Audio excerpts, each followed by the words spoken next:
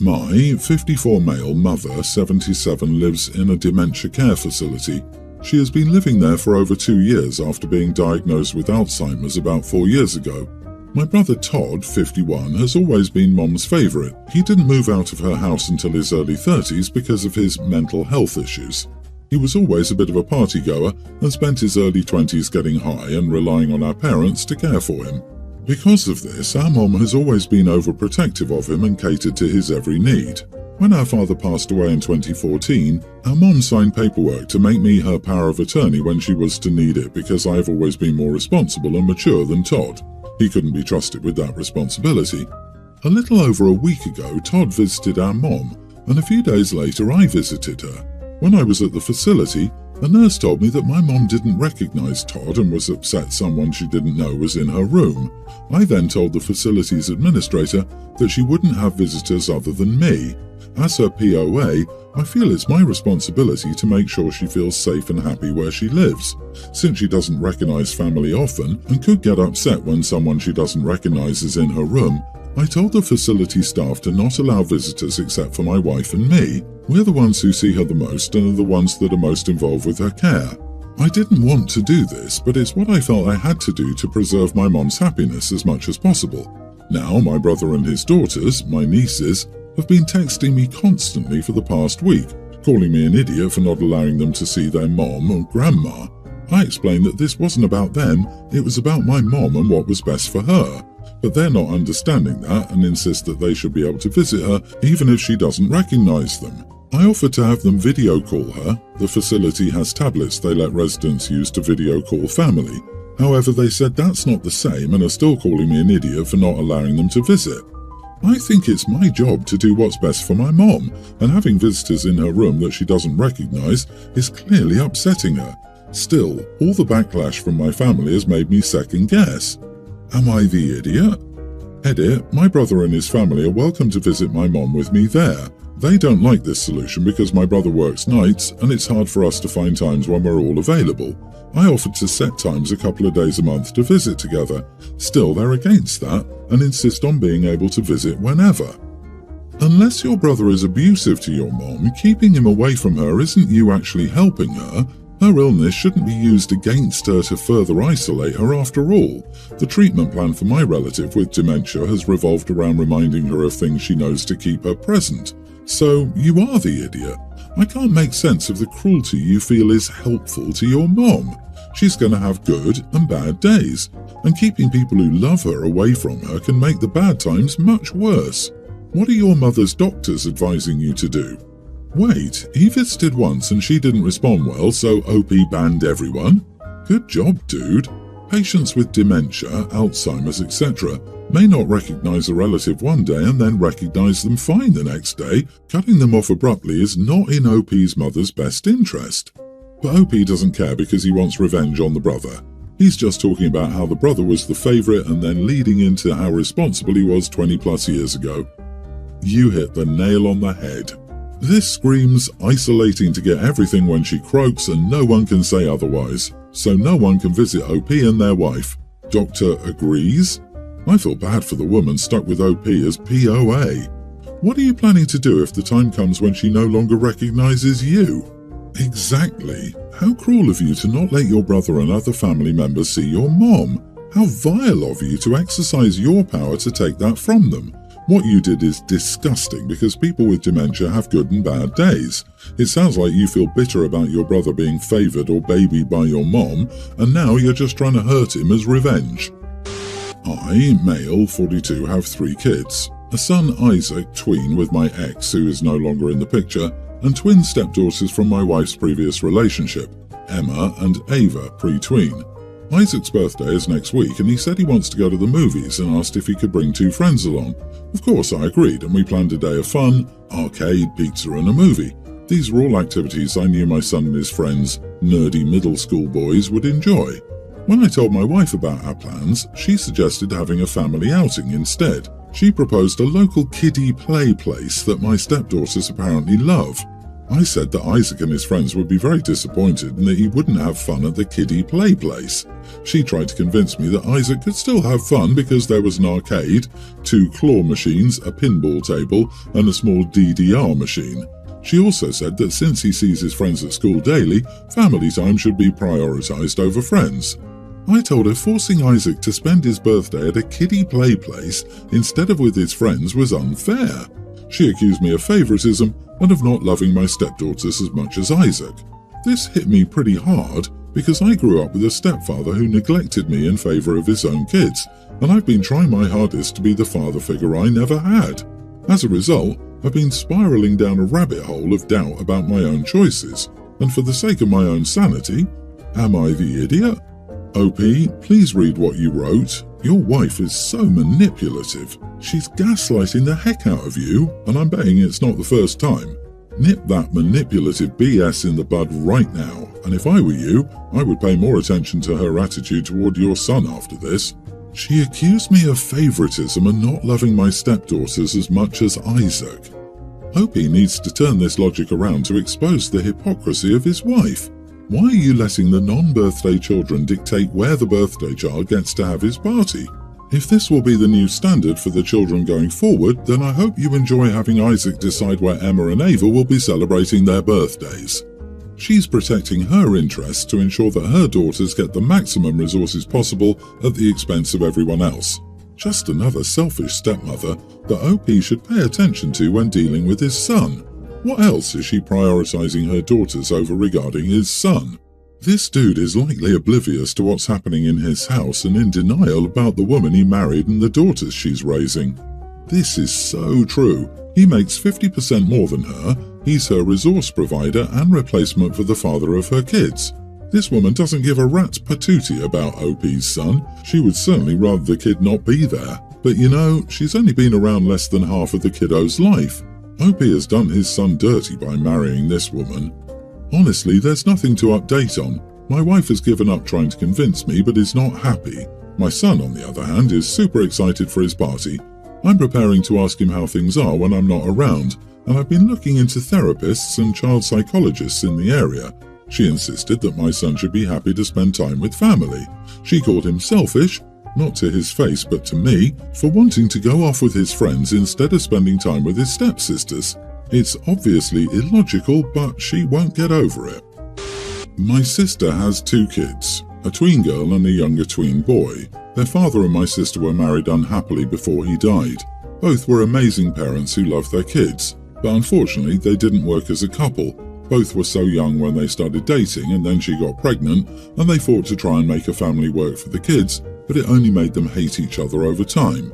Then he died and my nibblings were heartbroken. They were young, but he was one of their 2 favourite people. My sister remarried about a year ago, and she recently learned she was pregnant. She planned this big photo-perfect announcement with her husband, and the kids to show their excitement for the new baby and the growth of their blended family.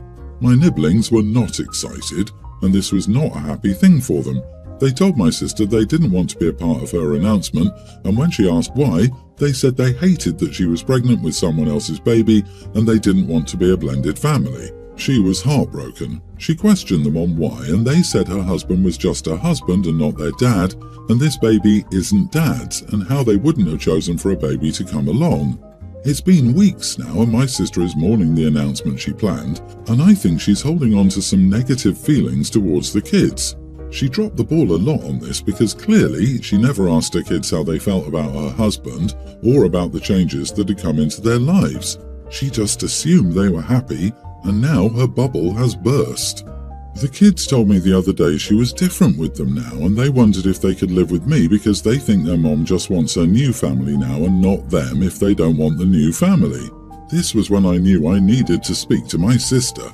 She told me how much of a shock it was for her kids to say they weren't excited and didn't want the family they had. She also told me how much it broke her heart that they didn't make the announcement for her. Now she won't be able to show the baby this exciting, loving announcement as they get older, and she won't be able to show how the whole family was excited about their arrival. I told her she needed to let go of the fact she won't get her announcement as she wanted it. She has 2 kids who need her, and she needs to help them through this because they think everyone would be better off if they live with me, which is not good for them to feel that way. She told me I was being unfair and piling on about something she was upset about. I told her she always told me being a mom came first and her kids' needs came first, which meant sometimes adults had to deal with their crap quickly. I told her that was what her kids needed right now. She still told me I came down too hard, but I think it sort of worked. She's still not happy with me though. So, am I the idiot? Not the idiot. I can't imagine how oblivious or detached someone must be to be planning a pregnancy announcement and still not know how her own children feel. It's not like they're that young either. Both are more than old enough to voice their opinions. The kids' reaction and their mother's shock are enough evidence that she has been the idiot. Maybe it was just a massive oversight and she was so blinded by the new marriage and pregnancy that she forgot she already had older kids with their own thoughts and opportunities. Or is she really trying to just replace them with a new family? I don't know. Either way, she dropped the ball hard, and your comments either served as a wake-up call or just called her out. I call that type of parent plug and play. Lose your spouse? Find a new one and plug them into that slot. Then of course the kids will be happy. Someone is filling that empty slot. No need to talk to them about the situation. They're just kids and they'll adjust quickly. A new baby with a new spouse? No need to talk to the kids because they'll welcome the new sibling and we'll all be a big happy family. We see all too many plug-and-play parents, and the emotional wreckage they call lasts for years, if not decades. 2 weeks ago, a college student that lives in the apartment next door went door to door to every single apartment on our floor and the floors below and above us to warn each neighbour that she had her college exams coming up and she was studying, so we better not have any parties until the end of this month. She was somewhat kind, and having been through the stress of exams, I was compassionate. I agreed that I won't have loud parties, but I told her that my birthday was Friday night. I'd probably have a couple of friends over and have some low music. She got annoyed when I told her that and told me that I'd better be quiet then. I wasn't too fond of her attitude because I was trying to be empathetic, and I also told her I'd not do anything crazy for a party besides low music and some friends over. On Thursday evening, after I came back from work, I saw 2 notes, one on the building entrance and one on the elevator, which said, "I'm the college student from floor 7. Please refrain from any kind of social gatherings that might disturb my studying during this stressful time." I didn't give much thought to it. I wasn't planning on a party, as I said. On Friday night, I had my 3 closest friends come over. We didn't party, we just chilled at my apartment and had some low music that could barely be heard in my own bedroom, let alone next door apartments. On Saturday morning, there was a note on the elevator again naming me, saying how Lady Y from the 7th floor and apartment number X broke the agreement and had a social gathering on Friday night, completely disrespecting the stressful time I'm going through. She said she was being discreet, but this was not enough. I could still hear some laughs and discussions because I had my windows and balcony door open, disrupting my peace and focus. Let this be a lesson the next time someone disrespects stressful times like this. You will be called out. Certain neighbours defended me and said the college girl was being unreasonable with her demands, but other neighbours believed I was an idiot and that I should go to a restaurant or a bar instead of having a gathering at my house. She wasn't even prepared to close her windows? What? I love that she thinks she can go around demanding that people not have guests in their own homes and then seems to think that this created some agreement. She sounds unhinged, to be honest, and you are not the idiot. If she's in that dire need of quiet, she should look at alternative places to study, such as a library. I'm gobsmacked that any neighbours agreed with her and called you out. What did they say to you? What is their reasoning or justification that an entire building has to go on lockdown for a month because a single tenant demands it, and that the tenant doesn't themselves need to ensure their peace and quiet by closing their windows? I'm genuinely curious about the mindset of anyone who finds this tenant acting reasonably. Yeah, I find it aggravatingly hilarious that the neighbours think that she's the reasonable one here. I'm a big-time introvert, and I would have found reasons to have people over every night till her exams were over if she tried to pull this. Wow. Wow. Tell her to buy some earplugs. My ex-girlfriend Claire, 35, got pregnant while we were dating. Although she told me she wanted to be friends, I was ready to be a father. However, she met someone else, Becca, who didn't want me around, so they asked me to cancel my paternal rights. At the time, I was torn because I wanted to be there for my child, but I also felt that if they didn't want me around, it was best to waive my rights. After fighting for a while, I eventually gave up because it was clear that they didn't want me there. Fast forward 13 years later, Claire and Becca are going through some stuff and they want me to pay child support. However, the court has already ruled that since I waived my paternal rights, I wasn't legally obliged to pay child support. Despite this, Claire is calling me an idiot and a deadbeat, and she's even calling my family and getting them involved. While I understand her frustration, I don't think it's appropriate for her to involve my family in this matter. So, am I the idiot for not paying any child support? I told her I wasn't giving her a dime. Not the idiot. They didn't want you to be a dad, so you aren't a dad. They're only regretting their decision now because they need money. If you consider helping out financially, you must insist that you also be allowed to have a relationship with your kid, with no secrets about why you haven't been around. The kid deserves to know that the only reason you weren't around is because of their moms. No doubt they've poisoned the poor kid's mind about why their father left, so at this point it's risky even to consider having a relationship with the child. The child would be a teen now, and teens especially can be cruel and heartless if they think you wronged them. It's best and least harmful to all involved to let things remain the way they are, and when the child is older and has a more mature outlook, let the child seek out the father. However, if you still do want a relationship with your child, put forth this offer. Ask for split custody and parental rights instead. No child support. If there's split custody, then your ex only has to house and feed him 50% of the time, which relieves a significant economic burden.